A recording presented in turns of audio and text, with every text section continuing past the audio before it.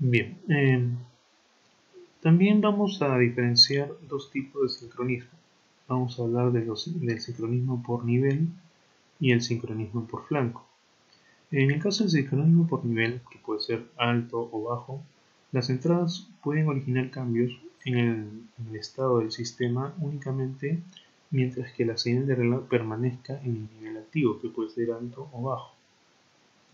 En cambio, en los sincronismos por flanco, que puede ser de subida o de bajada, las entradas pueden originar un cambio de estado únicamente cuando se presenta el flanco activo, que puede ser flanco de subida o flanco de bajada. Digamos de esta manera. Cuando hemos hablado del ejemplo de los soldados cuando marchan, ¿no? Ese sería un ejemplo de un sincronismo por flanco, ¿no? Cada vez que hay un golpe del bombo, ¿no? Hay un golpe del pie izquierdo, ¿no? En el suelo por parte del que marcha. Entonces están sincronizados en un instante determinado del tiempo. ¿Ok? En cambio, por ejemplo, en el sincronismo por nivel, ustedes tienen clases programadas conmigo a cierta hora del día. Entonces, durante todo ese rango, ¿no? Se puede saber que ustedes están frente a sus computadores escuchando su clase. Luego de eso, no. Pero sabemos que, ¿no? Durante todo ese intervalo de tiempo, ustedes están, ¿no? Frente al computador en la clase. Entonces, exactamente qué estás, cómo estoy mirando, si, ¿no? No lo sabemos, pero tenemos idea de que durante todo ese intervalo, por ejemplo, ¿no? Ustedes están atentos a escuchar una clase, ¿no? Entonces hay todo un intervalo donde se ejecuta una acción. Vamos a hablar también de lo que son biestables. Si ustedes imaginen dos compuertas inversoras conectadas una detrás de otra, ¿no? Si lo ven de esa manera, si ingresamos un 1 lógico por un lado, ¿no? Al pasar por el primer inversor cambia 0 y al pasar por el siguiente inversor cambia 1. Por lo tanto, ¿no? Consideremos que si le damos un 1, a la salida tenemos un 1. Lo mismo, si le damos un 0, a la salida, ¿no? Obtenemos un 0. Ahora, si cogen la salida y la conectan a la entrada del primer flip-flop, ¿no? La salida del segundo inversor a la entrada del primer inversor, perdón. Y entonces ya no necesitaríamos proporcionarles una entrada, solita se le estaría dando, ¿sí? El detalle está en que en esa configuración,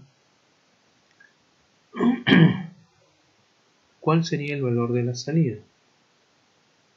¿No? Si se ponen a analizar, 50% de posibilidades de que sea 1 o que sea 0, ¿no? Pero el otro detalle es que si es 1, por ejemplo, la salida del segundo inversor, ese 1 va a permanecer ahí indefinidamente, nadie lo va a cambiar, no se necesita de que alguien venga a mantener ese valor. ¿Sí? Lo mismo, si hubiera un 0 ahí, también va a permanecer indefinidamente. Si reacomodamos el gráfico, y ese es el que aparece en esta presentación, ahí en la parte inferior, ahí están los dos inversores, noten que la salida de uno de ellos, del que está arriba, está conectada a la entrada del primero, ¿no? Y están conectados a partir de ahí, uno detrás del otro. Entonces, visto de esta manera, podemos diferenciar estas dos salidas que vamos a llamar Q y Q negado, justamente porque si en una de ellas tenemos un 1, en la otra necesariamente tenemos un 0. Lo mismo, si en la salida Q tenemos un 0, en la otra salida vamos a tener un 1. Por eso es que siempre ¿no? Tenemos en realidad una salida y su complemento. ¿Sí? Entonces, esto que ya tenemos acá se ha convertido en una unidad de almacenamiento. Puede guardarme un 1, puede guardarme un 0. ¿Sí? El problema está en cómo asegurar que haya un 1 o que haya un 0 en el dispositivo. ¿Ya? Este es el principio de funcionamiento de nuestros elementos de memoria que vamos a ver a partir de ahora. ¿Ya? Entonces, como digo, aquí el problema es cómo ingresarle un valor.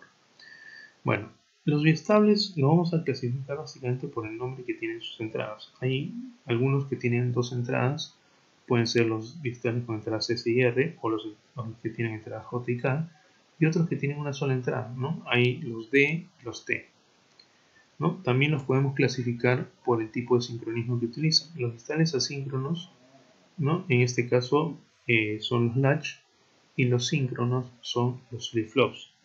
Entonces, desde ese punto de vista, los asíncronos, los latch, van a poder cambiar en cualquier momento. Los flip-flops van a seguir, ¿no?, a una señal de reloj que determina cuándo pueden cambiar y cuándo no. Por ejemplo, bien, veamos primero lo que vendría a ser nuestro primer biestable formal, que es el latch SR, ¿no? Se dicen biestables, no sé si se dieron cuenta, por el hecho de que tienen dos estados estables, ¿sí? Imagínense el interruptor con el que encienden la luz de una habitación. Tienen dos estados, ¿no? En un estado prende la luz, en el otro estado apaga la luz. Y si yo presiono para prender la luz, se queda ahí, ¿no? No hay nada, va a hacer que cambie solo, a menos que vengamos y nosotros presionemos otra vez el interruptor, ¿no? En cambio, hay otros interruptores que no funcionan así. Por ejemplo, no sé si han visto los pulsadores, ¿no? Un pulsador funciona igual que un interruptor, solo que cuando yo vengo y presiono el pulsador hay un cambio de estado, ¿no? Por ejemplo, puede ser que sea un timbre, ¿no? Presionan el pulsador y suena, ¿sí?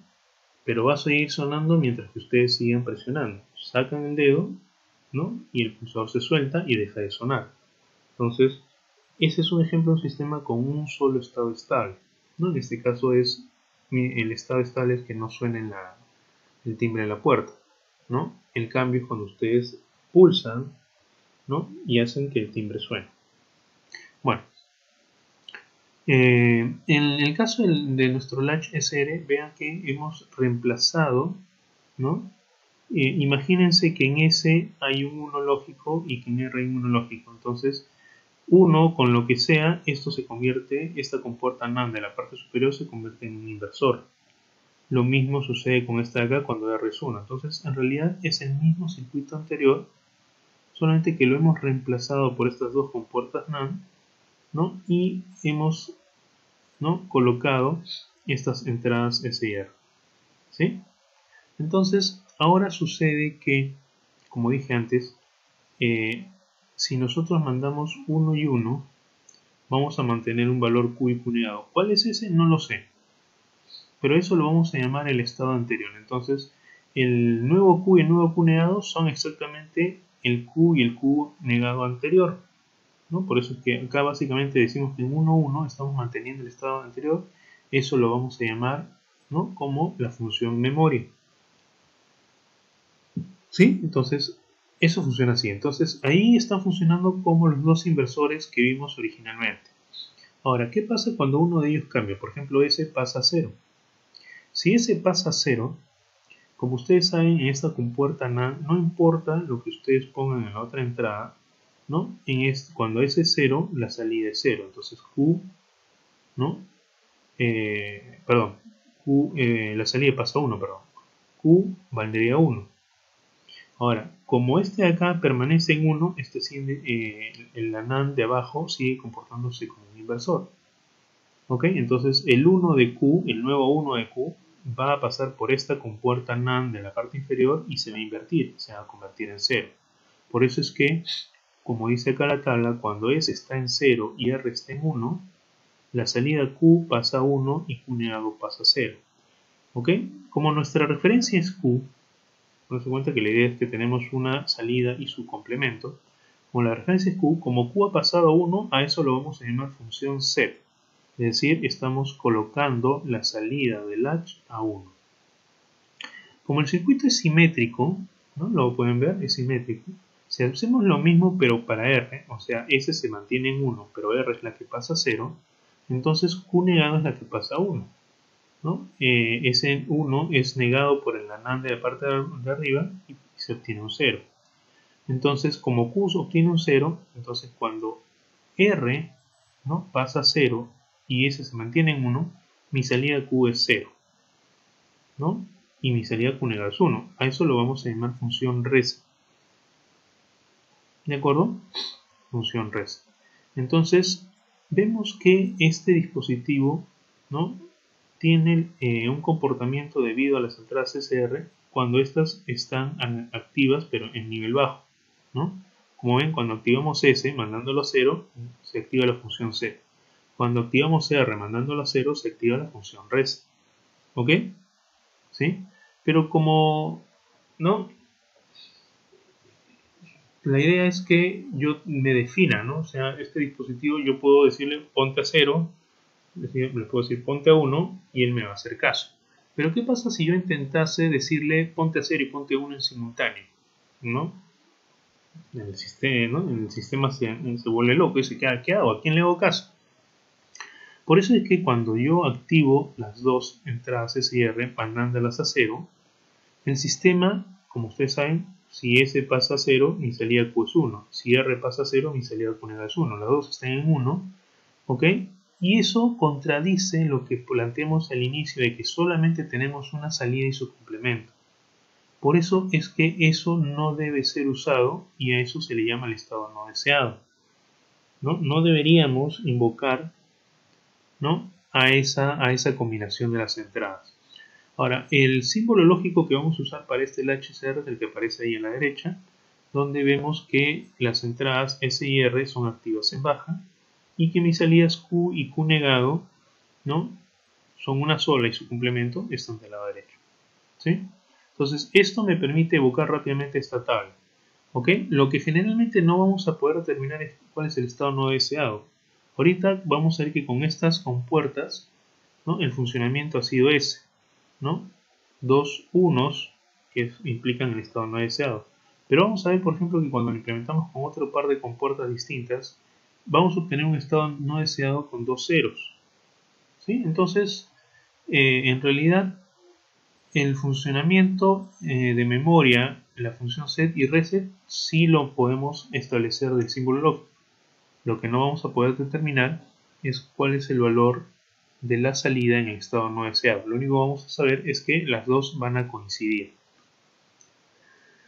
En este ejemplo, bien, ¿no?, es un diagrama de tiempos. Mis entradas son S y R. Entonces, en la primera parte vemos que S y R están en uno lógico. Entonces, según la tabla, estamos en modo memoria. Por eso es que cuando en el enunciado me dicen que el estado inicial es 0, eso me permite decir, bueno, como es memoria, Q está en 0 y Q negado está en 1. Sin esa información no sabría cómo está el inicio del sistema. Luego S pasa a 0, ¿no? R se mantiene en 1, por eso es que mi salida pasa a 1. Noten que cuando S regresa a 1, ¿no?, se supone que tengo 1, 1, es memoria. Por eso es que mantengo el estado anterior, mantengo ese 1. ¿Sí? Cuando se activa reset, ¿no?, mi salida pasa a 0. Cuando se desactiva reset, ahora los dos están en 1, 1, eso es memoria, mantengo ese valor. ¿Sí? Vuelvo a activar set, mi señal pasa otra vez a 1. Vean, acá estoy activando las dos. ¿Sí? Estoy activando las dos. Entonces, en ese intervalo de tiempo, Q y Q negado pasan a 1. Ojo, no significa que el estado no deseado que no se va a producir. O sea, si el usuario lo utiliza, el inconveniente es que Q y Q negado ya no son uno el inverso del otro, ¿no? Ese es el problema. Ok, bueno, si R regresa a 1, sigue activo S, por lo tanto la señal se estabiliza en 1, es lo que podemos ver. Bueno, acá otra vez tenemos memoria, luego se activa reset, la señal pasa a 0, se activan los dos, otra vez el estado no deseado, se desactiva set, mi señal queda en 0, los dos están en 1, otra vez memoria, se activan los dos, ¿no?, otra vez el estado no deseado. El problema está en cuando los dos regresan al estado anterior, ¿no? Cuando los dos regresan al estado anterior, las dos NAND pasan al modo inversor. Entonces voy a estar conmutando continuamente la salida, que si son dos flip-flop idénticos, comienza a oscilar indefinidamente. El problema está en que uno generalmente es más rápido que el otro y entonces esto se va a parar en un momento. El problema es que voy a desconocer en qué valor termina y ese sería el problema.